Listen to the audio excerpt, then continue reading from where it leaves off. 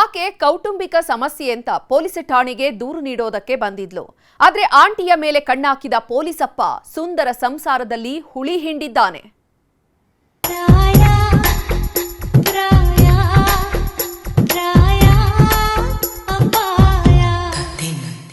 ಮೋಹ ಅನ್ನೋದು ಮನೆ ಕೆಡಿಸಿದ್ರೆ, ಕಾಮ ಅನ್ನೋದು ಸಂಸಾರವನ್ನೇ ಸರ್ವನಾಶ ಮಾಡುತ್ತೆ. ಅದು ಹೆಣ್ಣೆ ಆದ್ರೂ ಸರಿ, ಗಂಡೆ ಆದ್ರೂ ಸರಿ, ಎಲ್ಲದಕ್ಕೂ ಒಂದು ಮಿತಿ ಅನ್ನೋದಿರುತ್ತೆ. ಅತಿಯಾದ್ರೆ ಅಮೃತವೇ ವಿಷ ಆಗುತ್ತೆ ಅಂತಾರೆ. ಅಂಥದ್ರಲ್ಲಿ ಈ ಮೋಹದ ಪ್ರೇಮ ಹುಟ್ಕೊಂಡ್ರೆ ಸಂಸಾರ ಉಳಿಯೋದುಂಟೆ. ಹೆಂಡತಿಯ ಪ್ರೇಮದ ಹುಚ್ಚಿಗೆ ಗಂಡ ಮಕ್ಕಳು ಕಣ್ಣೀರಿಡುತ್ತಿದ್ದಾರೆ. ಪೊಲೀಸಪ್ಪನ ಪೋಲಿ ಆಟಕ್ಕೆ ಮರುಳಾದವಳು ಮನೆ ಮಠ ಸಂಸಾರವನ್ನೇ ಮರೆತು ನಿಂತಿದ್ದಾಳಂತೆ. ಆಗಾಗ ಮನೆಗೆ ಬರೋ ನೆಂಟನನ್ನೇ ಅಪ್ಪ ಅನ್ನು ಅಂತ ಮಕ್ಕಳಿಗೆ ಚಿತ್ರಹಿಂಸೆ ಕೊಡ್ತಿದ್ದಾಳಂತೆ. ಹೆಂಡತಿಯ ನವರಂಗಿ ಆಟ ನೋಡಿ ನೋಡಿ ಸುಸ್ತಾಗಿ ಹೋದವ ನನಗೆ ನ್ಯಾಯ ಕೊಡಿಸಿ ಅಂತ ಕಣ್ಣೀರಿಡ್ತಿದ್ದಾನೆ.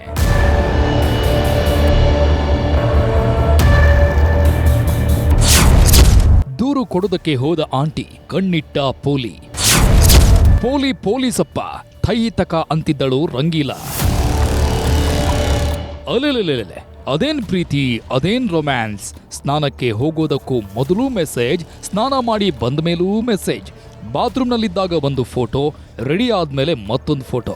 ಇವರ ರಂಗ್ ಬಿರಂಗಿ ಆಟ ಒಂದಾ ಎರಡ. ಆ ಕಡೆಯಿಂದ ಆಂಟಿ ಫೋಟೋ ಕಳಿಸ್ತಾ ಇದ್ದಂತೆ ಈ ಪೊಲೀಸಪ್ಪ ಪೊಲೀಸಪ್ಪ ಆಗೋಗ್ತಿದ್ದ. ಆಂಟಿಯ ಫೋಟೋ ಮೊಬೈಲ್ಗೆ ಬಂದು ಬೀಳ್ತಾ ಇದ್ದಂತೆ ನನಗೆ ಒಂಥರ ಆಗ್ತಾ ಇದೆ ಅಂತ ನುಲಿದಾಡೋದಕ್ಕೆ ಶುರು ಮಾಡ್ತಿದ್ದ. ಮುಖಕ್ಕೆ ಮುಖ ಇಟ್ಟು ಮುದ್ದಾಡೋದೇನು, ಹೆಗಲ ಮೇಲೆ ಕೈ ಹಾಕೊಂಡು ನುಲಿದಾಡೋದೇನು. ಗಂಡ ಮಕ್ಕಳನ್ನ ಮರೆತವಳು ಪೊಲೀಸಪ್ಪನ ಪಾಲಿನ ಪಂಚಾಮೃತ ಆಗೋಗಿದ್ಲು.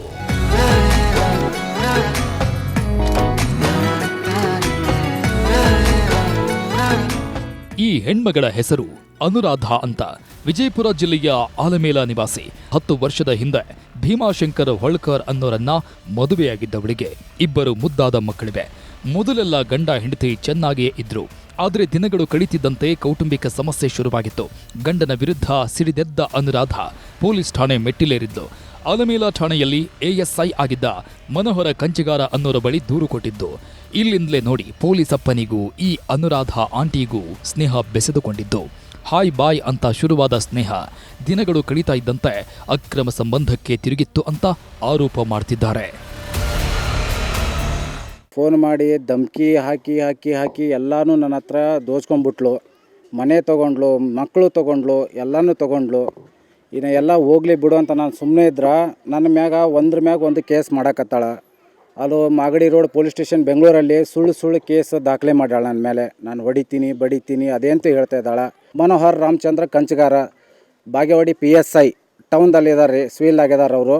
ಅವ್ರ ಜೊತೆ ಸಂಬಂಧ ಇಟ್ಕೊಂಡು ನಮ್ಗೆ ಈ ಥರ ಧಮಕಿ ಹಾಕ್ಲಕತ್ತಾಳ್ರಿ. ನೀ ಏನು ನಂದೇನು ಆಗಲ್ಲ ಅನ್ನತ್ತ ಹೇಳ್ಯಾಳ್ರಿ. ನಾ ಎಲ್ಲರ ಹತ್ರನೂ ಹೋದೆ, ನನಗೆ ಎಲ್ಲಿಯೂ ನ್ಯಾಯ ಸಿಗಲಿಲ್ಲ.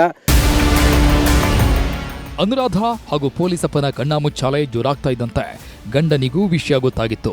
ಇಲ್ಲೇ ಇದ್ರೆ ನಮ್ಮ ಸಂಸಾರ ಸರ್ವನಾಶ ಆಗುತ್ತೆ ಅಂತ ಬೆಂಗಳೂರಿಗೆ ಹೋಗೋ ಪ್ಲಾನ್ ಮಾಡಿದ್ದಾರೆ.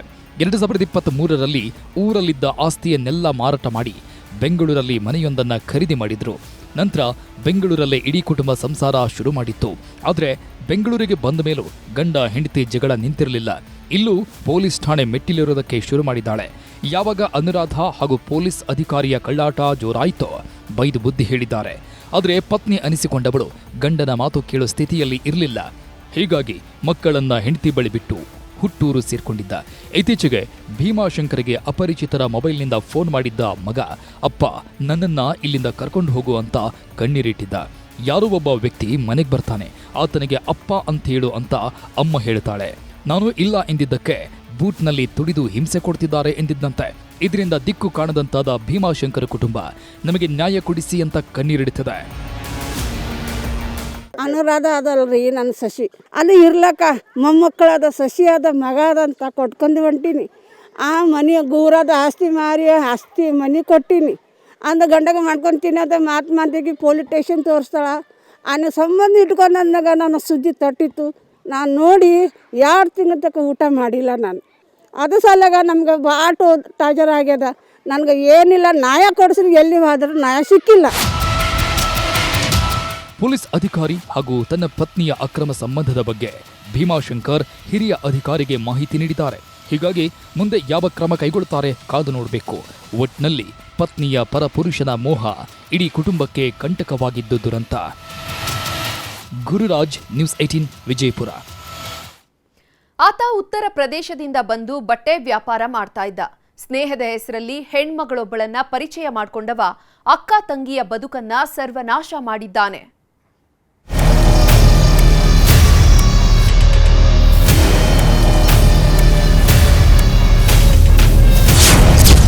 ಕಣ್ಣಲ್ಲೇ ಗಿರಿಗಿಟ್ಲೆ ಆಡಿಸ್ತಿದ್ದ ಕೆಲಾಡಿ ಅಂಕಲ್, ಮನೆ ಮಗನಂತೆ ಆಡಿದ್ದ ನಾಟಕ, ಸುಂದರಿಗೆ ಹಾಕಿದ್ದ ಗಾಳ. ಈಗೀಗೆಲ್ಲ ಪ್ರೀತಿ ಪ್ರೇಮ ಅನ್ನೋದು ಪಾರ್ಟ್ ಟೈಮ್ ಜಾಬ್ ನಂತಾಗಿದೆ. ಎಂಜಾಯ್ಮೆಂಟ್ ಬೇಕು ಅಂದಾಗ ಸುತ್ತಾಡೋದು, ಕೈಗೆ ಸಿಕ್ಕದಷ್ಟು ಕಾಸು ಕಿತ್ಕೊಂಡು ಆಮೇಲೆ ಕೈ ಎತ್ತೋದು, ಇದನ್ನೇ ಕೆಲವರು ಅಸ್ತ್ರ ಮಾಡಿಕೊಂಡಿದ್ದಾರೆ. ಅಮಾಯಕ ಹುಡುಗಿಯರನ್ನೇ ಟಾರ್ಗೆಟ್ ಮಾಡಿ ಲಕ್ಷ ಲಕ್ಷ ಪೀಕ್ತಿದ್ದಾರೆ. ಬರೀ ಹಣ ಎಗರಿಸೋದು ಅಷ್ಟೇ ಅಲ್ಲ, ಉಂಡು ಹೋದ ಕೊಂಡು ಹೋದ ಅನ್ನೋ ಹಾಗೆ ಕಾಸಿನ ಜೊತೆಗೆ ಮೈ ಮನಸ್ಸನ್ನು ದೋಚ್ಕೊಂಡು ಹೋಗಿದ್ದಾರೆ. ಇವನು ಕೂಡ ಇದೇ ಕೆಟಗರಿಗೆ ಸೇರಿದವ. ಸುರಸುಂದರಿಯ ಬಾಳಲ್ಲಿ ಪ್ರೀತಿಯ ಪಲ್ಲಂಗದಾಟ ಆಡಿದವ, ನಡು ನೀರಿನಲ್ಲಿ ಕೈಕೊಟ್ಟು ಹೋಗಿದ್ದಾನೆ. ಮದುವೆ ಆಗ್ತೀನಿ ಅಂತ ಇಲ್ಲ ಸಲ್ಲದ ಕಥೆ ಕಟ್ಟಿ ಹೆಣ್ಣು ಮಗಳ ಬದುಕನ್ನೇ ಸರ್ವನಾಶ ಮಾಡಿದ್ದಾನೆ. ಇವನೇ ನೋಡಿ ಮಾತಲ್ದಿ ಮೋಡಿ ಮಾಡೋ ಮನೆ ಹಾಳ, ನೋಡೋದಕ್ಕೆ ತೆಳ್ಳಗೆ ಬೆಳ್ಳಗಿದ್ದಾನೆ. ಇದನ್ನೇ ತನ್ನ ಅಸ್ತ್ರ ಮಾಡಿಕೊಂಡಿದ್ದ ಉತ್ತರ ಪ್ರದೇಶದ ಶುಭಾಂಶು ಶುಕ್ಲನ ನವರಂಗಿ ಆಟಕ್ಕೆ ಅದೆಷ್ಟೋ ಹೆಣ್ಣು ಮಕ್ಕಳು ವಿಲವಿಲಾಗೆಂದಿದ್ದಾರಂತೆ. ಈ ಹೆಣ್ಣು ಮಗಳನ್ನ ಅದ್ ಹೇಗೆ ಪರಿಚಯ ಮಾಡ್ಕೊಂಡಿದ್ನೋ ಗೊತ್ತಿಲ್ಲ. ಬಟ್ಟೆ ಬಿಸ್ನೆಸ್ ಮಾಡ್ತಿದ್ದವ ಇವರ ಮನೆಗೆ ಮಗನಾಗಿ ಹೋಗಿದ್ದ. ಯಾವಾಗ ಹೆಣ್ಣು ಮಗಳು ಈತನ ಬುಟ್ಟಿಗೆ ಬಿದ್ಲು, ನವರಂಗಿ ಆಟ ಶುರು ಹಚ್ಕೊಂಡಿದ್ದಾನೆ. ಮುಂಬೈನಲ್ಲಿ ಕೆಲಸ ಸಿಕ್ಕಿದೆ ಅಂತ ಯುವತಿ ಬಳಿ ಸುಳ್ಳು ಹೇಳಿಸಿ ಬೆಂಗಳೂರಲ್ಲೇ ಫ್ಲಾಟ್ ಮಾಡಿದ್ದ. ಅಲ್ಲೇ ಇಬ್ಬರು ಲಿವ್ ಇನ್ ರಿಲೇಶನ್ಶಿಪ್ ಶುರು ಮಾಡಿದ್ರು. ನಾನು ಪೊಲೀಸ್ಗೂ ಕಂಪ್ಲೇಂಟ್ ಮಾಡೋಣ ಅಂತ ನಾನು ಒಂದು 4-5 ಸತಿ ಕಾಲ್ ಮಾಡಿದ್ದೀನಿ. ಅವ್ನು ನನ್ನ ಫೋನ್ ತೆಗ್ದು ಇದು ಹೊಡಿತಿದ್ದ. ಆಮೇಲೆ ನಾನೇನಾದರೂ ಹೆಂಗಾದ್ರೂ ತಪ್ಪಿಸ್ಕೊಳೋದು ನೋಡ್ರೆ ಅವನ ಕೈಯಲ್ಲೆಲ್ಲ ನಾನು ಸೂಸೈಡ್ ಮಾಡ್ತೀನಿ, ನೀನೇನಾದರೂ ಹೋಗ್ರೆ ಆಮೇಲೆ ನೀನೇ ಸಿಕ್ಕಾಕೊಂತೀಯ, ಅದು ಇದು ಸುಳ್ಳು ಅಂತಿದ್ದ. ಆ ಥರ ಮಾಡಿ ಎಷ್ಟೊಂದು ಜನ ಹತ್ರ ಕಾಸು ತೊಗೊಂಡು ನಂದೆಲ್ಲ ಕಾಸು ತೊಗೊಂಡು ನನ್ನ ಲೈಫೆಲ್ಲ ಹಾಳು ಮಾಡಿಬಿಟ್ಟ ಅವನು. ಬೆಂಗಳೂರಲ್ಲಿ ಇದ್ದುಕೊಂಡು ಮುಂಬೈ ಕಳ್ಳಾಟ ಶುರು ಮಾಡಿದವರು ಪ್ರಪಂಚವನ್ನೇ ಮರೆತಿದ್ದಾರೆ. ನಿನ್ನನ್ನೇ ಮದುವೆ ಆಗ್ತೀನಿ ಅಂತ ಹಂತ ಹಂತವಾಗಿ 37 ಲಕ್ಷ ಹಣ ಪೀಕಿದ್ದ. ದಿನಗಳು ಕಳೀತಿದ್ದಂತೆ ಶುಭಾಂಶು ಕಳ್ಳಾಟಗಳು ಬಯಲಾಗುವುದಕ್ಕೆ ಶುರುವಾಗಿದೆ. ಈತನಿಗೆ ಮೊದಲೇ ಮದುವೆ ಆಗಿದೆ ಅನ್ನೋದು ಗೊತ್ತಾಗಿತ್ತು. ಈ ಬಗ್ಗೆ ಪ್ರಶ್ನೆ ಮಾಡ್ತಿದ್ದಂತೆ ಮೊದಲ ಹೆಂಡತಿಗೆ ಡಿವೋರ್ಸ್ ಕೊಟ್ಟು ನಿನ್ನನ್ನೇ ಮದುವೆ ಆಗ್ತೀನಿ ಎಂದಿದ್ದ. ನಂತರ ಇಷ್ಟಕ್ಕೆ ಸುಮ್ಮನಾಗದವ ಈ ಹೆಣ್ಣು ಮಗಳ ಅಪ್ರಾಪ್ತ ತಂಗಿ ಮೇಲೂ ಕಣ್ಣು ಹಾಕಿ ಅತ್ಯಾಚಾರ ಮಾಡಿದ್ದಾನಂತೆ. ಒಂದು ರಾತ್ರಿ ನಾನು ಅವ್ನ ಫೋನ್ ಚೆಕ್ ಮಾಡುವಾಗ ನಂಗೆ ಗೊತ್ತಾಯ್ತು ಈ ಥರನೇ ಒಂದು ಸುಮಾರು ಹುಡುಗಿಯರ ಜೊತೆ ಮಾಡ್ತಿದ್ದಾನಂತ. ಆ ಹುಡುಗಿ 17 ಇಯರ್ಸ್ ಒಳ್ಳೊಳ್ಳೆ ಹೆಸರು ಶ್ರುತಿ ಅಂತ. ಆ ಹುಡುಗಿ ನಂಬರ್ ಹೆಂಗೋ ನಾನು ತೆಗ್ದು ಅರ್ಧೇ ರಸ್ತೆ ಹೋಗಿ ಆಮೇಲೆ ನಾನು ಅವಳಿಗೆ ಕಾಲ್ ಮಾಡಿದೆ, ಈ ಥರ ಮೋಸ ಮಾಡ್ತಿದ್ದೀನಿ ಎಲ್ಲರ ಜೊತೆ, ನೀನು ಅವಳು ಮಾತಲ್ಲಿ ಬರಬೇಡ ಅಂತ ಅಂದೆ ನಾನು. ಅವನಿಗೆ ಗೊತ್ತಾಯಿತು. ಅವ್ನು ನನಗೆ ಬಂದು ಅರ್ಧ ರಸ್ತೆದಲ್ಲಿ ಹೊಡೆದ. ಆಮೇಲೆ ನನಗಂದ ನೀನೆಲ್ಲ ನನ್ನ ಪ್ಲ್ಯಾನ್ ಎಲ್ಲ ಫೇಲ್ ಮಾಡಿಬಿಟ್ಟೆ, ಅವಳ ಹತ್ರ ನಾನು 50 ಲಕ್ಷ ತೊಗೊಳ್ತಿದ್ದೆ, ನೀನೆಲ್ಲ ಹಾಳು ಮಾಡಿಬಿಟ್ಟೆ ಅಂತ ಅರ್ಧ ರಸ್ತೆ ತುಂಬ ಹೊಡೆದ. ಇವನು ಮಾಡಿರೋ ಕಳ್ಳಾಟ ಒಂದೆರಡಲ್ಲ, ಅಕ್ಕ ತಂಗಿಯರ ಬಾಳಲ್ಲಿ ಚೆಲ್ಲಾಟ ಆಡಿದವ. 559 ಗ್ರಾಂ ಚಿನ್ನವನ್ನು ಕದ್ದಿದ್ದ. ಈ ಬಗ್ಗೆ ಯಾರಿಗಾದ್ರೂ ಹೇಳಿದ್ರೆ ಸಾಯಿಸ್ಬಿಡ್ತೀನಿ ಅಂತ ಚಿತ್ರಹಿಂಸೆ ಕೊಡ್ತಿದ್ದಂತೆ. ಈತನ ಕಾಟ ತಾಳೋದಕ್ಕಾಗದ ಹೆಣ್ಣು ಮಗಳು ಪೊಲೀಸ್ ಠಾಣೆ ಮೆಟ್ಟಿಲೇರಿದ್ದಾಳೆ. ಪ್ರಕರಣ ದಾಖಲಿಸಿಕೊಂಡ ಪೊಲೀಸರು ಅವರಿಬ್ರು ಪ್ರಾಣ ಸ್ನೇಹಿತೆಯರು. ಆದ್ರೆ ಚಿತ್ರದುರ್ಗದಲ್ಲಿ ಮೈಸೂರಿನ ಹುಣಸೂರಲ್ಲಿ ದರೋಡೆಕೋರರು ಅಟ್ಟಹಾಸ ಮೆರೆದಿದ್ದಾರೆ. ಹಾಡ ಹಗಲೇ ಜ್ಯುವೆಲರಿ ಶಾಪ್ಗೆ ನುಗ್ಗಿದ ಆಗಂತುಕರು ಕೋಟಿ ಕೋಟಿ ಬೆಲೆಯ ಬಂಗಾರದ ಖಜಾನೆಯನ್ನ ಹೊತ್ತೊಯ್ದಿದ್ದಾರೆ.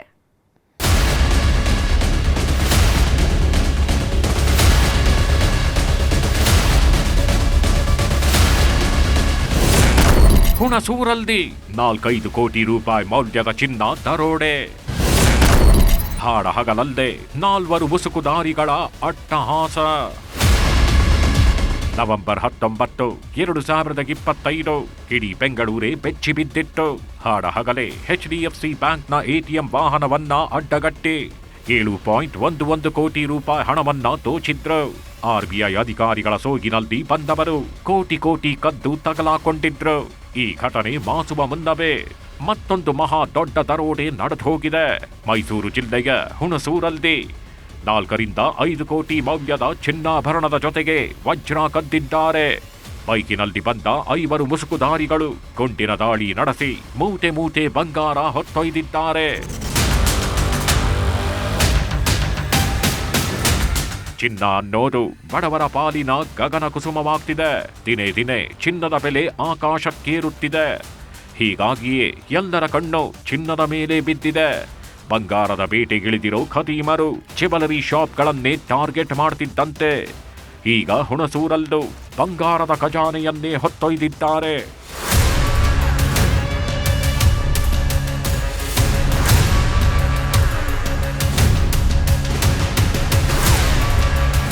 ಅದು ಮಧ್ಯಾಹ್ನ 2:40 ಸಮಯ. ಹುಣಸೂರು ಹೊರವಲಯದಲ್ಲಿರೋ ಸ್ಕೈ ಗೋಲ್ಡ್ ಅಂಡ್ ಡೈಮಂಡ್ಸ್ಗೆ 5 ಆಗಂತಕರು ಎಂಟ್ರಿ ಕೊಟ್ಟಿದ್ದಾರೆ. ಬೈಕ್ನಲ್ಲಿ ಬಂದ ಖದೀಮರು ಮುಖಕ್ಕೆ ಮಾಸ್ಕ್ ಹಾಕಿಕೊಂಡು ಬಂಗಾರದಂಗಡಿಗೆ ನುಗ್ಗಿದ್ರು. ಯಾರಿವರು, ಏನಾಗ್ತಿದೆ ಅಂತ ನೋಡೋದ್ರೊಳಗೆ ಮ್ಯಾನೇಜರ್ ಮೇಲೆ ಗುಂಡಿನ ದಾಳಿ ನಡೆಸಿದ್ರು. ಜ್ಯುವೆಲರಿ ಶಾಪಿನಲ್ಲಿದ್ದವರು ಬೆಚ್ಚಿ ಬೀಳ್ತಿದ್ದಂತೆ ಇಡೀ ಅಂಗಡಿಯನ್ನೇ ಗುಡಿಸಿ ಗುಂಡಾಂತರ ಮಾಡಿದ್ದಾರೆ. ಬೆಳ್ಳಿ ಆಭರಣಗಳನ್ನ ಬಿಟ್ಟು ಬಂಗಾರ ಹಾಗೂ ವಜ್ರಾಭರಣಗಳನ್ನ ತುಂಬಿಕೊಂಡು ಹೋಗಿದ್ದಾರೆ.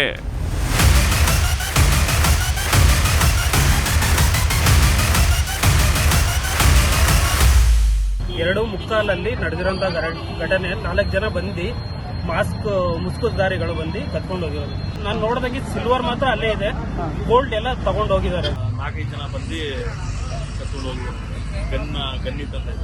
ಅದು ನಮ್ಗೆ ಬೈಕ್ನಲ್ಲಿ ಬಂದ 5 ಮುಸುಕುಧಾರಿಗಳಲ್ಲಿ ಓರ್ವ ಹೆಲ್ಮೆಟ್ ಬಿಟ್ಟು ಪರಾರಿಯಾಗಿದ್ದಾನೆ.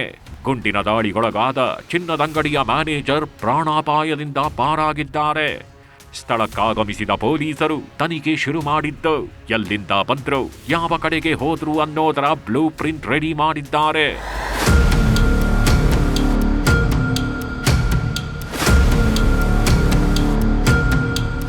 ಒಟ್ನಲ್ಲಿ ದಿನೇ ದಿನೇ ದರೋಡೆಕೋರರ ಅಟ್ಟಹಾಸ ಹೆಚ್ಚಾಗ್ತಿದೆ. ಪೊಲೀಸರ ಭಯವಿಲ್ಲದೆ ಹಾಡ ಹಗಲಲ್ಲದೆ ದರೋಡೆಗೆ ಇಳಿತಿದ್ದಾರೆ. ಇಂಥವರಿಗೆ ಬೆಂಡೆತ್ತಿ ಬ್ರೇಕ್ ಹಾಕೋ ಕೆಲಸವನ್ನ ಪೊಲೀಸರು ಮಾಡಬೇಕಿದೆ.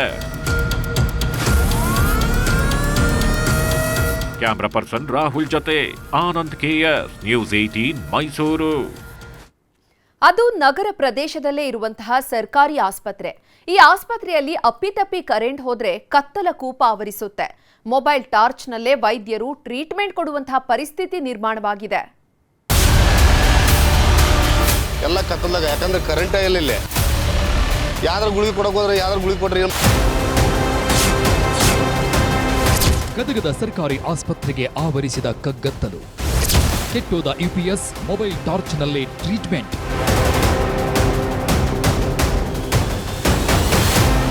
ಸರ್ಕಾರಿ ಆಸ್ಪತ್ರೆಗಳು ಅಂದ್ರೆ ಬಡವರ ಪಾಲಿನ ಸಂಜೀವಿನಿ ಅಂತೀವಿ. ಕೈಯಲ್ಲಿ ಕಾಸು ಇಲ್ಲದೆ ಇದ್ರೂ ಒಂದೊಳ್ಳೆ ಟ್ರೀಟ್ಮೆಂಟ್ ಸಿಗುತ್ತೆ ಅಂತ ನಂಬಿಕೊಂಡಿರ್ತಾರೆ. ಆದ್ರೆ ಈಗೀಗ ಸರ್ಕಾರಿ ಆಸ್ಪತ್ರೆಗಳು ಅನ್ನೋದು ರೋಗಿಗಳ ಪಾಲಿನ ಕೂಪವಾಗಿವೆ. ಸರಿಯಾದ ಮೂಲಭೂತ ಸೌಕರ್ಯಗಳಿಲ್ಲ. ಕರೆಂಟ್ ಹೋದ್ರೂ ಇಲ್ಲಿ ಕೇಳೋರಿಲ್ಲ. ಕತ್ತಲಲ್ಲೇ ಟಾರ್ಚ್ ಹಿಡ್ಕೊಂಡು ಚಿಕಿತ್ಸೆ ಕೊಡ್ತಿತ್ತು. UPS ಕೆಟ್ಟು ಹೋಗಿ 6 ತಿಂಗಳಾದ್ರೂ ದುರಸ್ತಿ ಭಾಗ್ಯ ಸಿಕ್ಕಿಲ್ಲ. ಇದು ಗದಗದ ನಗರದಲ್ಲಿರೋ ಪ್ರಾಥಮಿಕ ಆರೋಗ್ಯ ಕೇಂದ್ರ. ಇಲ್ಲಿಗೆ ನಿತ್ಯವೂ 100 ರೋಗಿಗಳು ಬಂದು ಹೋಗ್ತಾರೆ. ಆದ್ರೆ ಈ ಆಸ್ಪತ್ರೆಗಳ ಪರಿಸ್ಥಿತಿ ನೋಡ್ತಿದ್ರೆ ರೋಗಿಗಳ ಪಾಲಿಗೆ ನರಕವಾದಂತೆ ಕಾಣುತ್ತದೆ. ಇಲ್ಲಿ ರೋಗಿಗಳಿಗೆ ಟ್ರೀಟ್ಮೆಂಟ್ ಕೊಡೋ ಬದಲು ಆಸ್ಪತ್ರೆಗೆ ಟ್ರೀಟ್ಮೆಂಟ್ ಕೊಡಬೇಕಿದೆ. ಪ್ರಾಥಮಿಕ ಆರೋಗ್ಯ ಕೇಂದ್ರ ಮಾತ್ರ ಅವ್ಯವಸ್ಥೆಗಳ ಆಗರವಾಗಿದೆ. ನನ್ನ ಹೆಸ್ಕಾಂನಲ್ಲಿ ವಿದ್ಯುತ್ ವ್ಯತ್ಯಯವಾಗಿತ್ತು. ಹೀಗಾಗಿ ಇಡೀ ದಿನ ಕರೆಂಟ್ ಇರಲಿಲ್ಲ. ಈ ಬಗ್ಗೆ ಮೊದಲೇ ಮಾಹಿತಿ ನೀಡಿದ್ರೂ ಅಧಿಕಾರಿಗಳು ಮಾತ್ರ ತಲೆಕೆಡಿಸಿಕೊಂಡಿರಲಿಲ್ಲ. ಕರೆಂಟ್ ಇಲ್ಲದ ಕಾರಣ ಮೊಬೈಲ್ ಟಾರ್ಚ್ನಲ್ಲೇ ಟ್ರೀಟ್ಮೆಂಟ್ ಕೊಟ್ಟಿದ್ದಾರೆ. ಯಾಕಂದ್ರೆ ಗುಳಿಗೆ ಪಳಿಗೆ ನೋಡು, ಈಗ ಯಾಕಂದ್ರೆ ಕತ್ತಲಾಗ ಅಂದಾಗ ಯಾವ್ದಾರು ಗುಳಿಗೆ ಕೊಡಕ್ಕೆ ಹೋದ್ರೆ ಯಾವ್ದಾರು ಗುಳಿಗೆ ಕೊಟ್ಟರೆ ಏನು ಮಾಡ್ದಾಗತ್ತ. ಅದಕ್ಕೆ ದಯವಿಟ್ಟು UPS ಕೆಟ್ಟ 6 ತಿಂಗಳಾದರೂ ಸಂಬಂಧಪಟ್ಟ ಅಧಿಕಾರಿಗಳ ಕೂಡಲೇ ಇದನ್ನು ತಾವು ಪರಿಶೀಲನೆ ಮಾಡಿಕೊಂಡು ಜನರೇಟರ್ ವ್ಯವಸ್ಥೆ ಮಾಡಲೇಬೇಕಿದೆ. ಯಾಕಂದ್ರೆ ನೋಡಿ, ಸರ್ಕಾರದೊಳಗೆ ಬೇಕಾದಷ್ಟು ದುಡ್ಡು ಐತಿ. ಯಾಕಂದ್ರೆ ಆರೋಗ್ಯ ಅಂದ್ರೆ ಏನು, ತಾವೆಲ್ಲ ಅದನ್ನು ಆರೋಗ್ಯಕ್ಕೆ ಮಹತ್ವ ಕೊಡಬೇಕಾಗೈತಿ. ಆಸ್ಪತ್ರೆಯಲ್ಲಿರೋ UPS ಕೆಟ್ಟು ಹೋಗಿ 6 ತಿಂಗಳಾಗಿದೆ. ಇಲ್ಲಿಯವರೆಗೂ ದುರಸ್ತಿ ಮಾಡಿಲ್ಲ. ಹೀಗಾಗಿ ಫ್ರಿಡ್ಜ್ನಲ್ಲಿರೋ ಚುಚ್ಚುಮದ್ದುಗಳೆಲ್ಲ ಹಾಳಾಗೋ ಭೀತಿ ಶುರುವಾಗಿದೆ. ಸರಿಯಾಗಿ ನೀರಿನ ವ್ಯವಸ್ಥೆ ಇಲ್ಲ, ಮೂಲಭೂತ ಸೌಕರ್ಯಗಳು ಇಲ್ಲ ಅಂತ ಸಾರ್ವಜನಿಕರು ಕಿಡಿಕಾರ್ತಿದ್ದಾರೆ. ಸುತ್ತಮುತ್ತಲಿರುವಂಥ ಹಳ್ಳಿಗಳ ರೋಗಿಗಳ ಇಲ್ಲಿ ಬರ್ತಾರೆ. ಸರ್ಕಾರದ ಒಂದು ಹೆಲ್ಪ್ಗಾಗಿ, ಸರ್ಕಾರದ ಒಂದು ಡಾಕ್ಟರ್ಗೆ ಹೆಲ್ಪ್ಗಾಗಿ ಸುತ್ತಮುತ್ತಲ ಜನರಲ್ಲಿ ಬರ್ತಾರೆ. ಒಂದು ಜನ್ರೇಟರ್ ಇರ್ಬೋದು, ಅಟ್ಲೀಸ್ಟ್ ಒಂದು ಆಲ್ಟರ್ನೇಟಿವ್ UPS ಇರ್ಬೋದು ವ್ಯವಸ್ಥೆ ಮಾಡಿ ಕೊಟ್ಟರೆ ಆ ರೋಗಿಗಳಿಗೆ ಒಂದು ಅನುಕೂಲ ಆಗ್ತೈತೆ. ಒಟ್ನಲ್ಲಿ ಬಡವರ ಆರೋಗ್ಯಕ್ಕಾಗಿ ಸರ್ಕಾರ ಕೋಟಿ ಕೋಟಿ ಸುರಿತಾ ಇದೆ. ಆದರೆ ಇಲ್ಲಿನ ಪರಿಸ್ಥಿತಿ ನೋಡಿದ್ರೆ ಸರ್ಕಾರದ ಹಣ ಎಲ್ಲೋಗ್ತಿದೆ ಅನ್ನೋ ಅನುಮಾನ ಮೂಡಿಸ್ತಾ ಇದೆ. ಇನ್ನಾದರೂ ಸಂಬಂಧಪಟ್ಟವರು ಎಚ್ಚೆತ್ತುಕೊಳ್ತಾರಾ? ಕಾದು ನೋಡಬೇಕು. ಸಂತೋಷ್ ಕೊಂಡೂರ್, ನ್ಯೂಸ್ 18 ಗದಗ.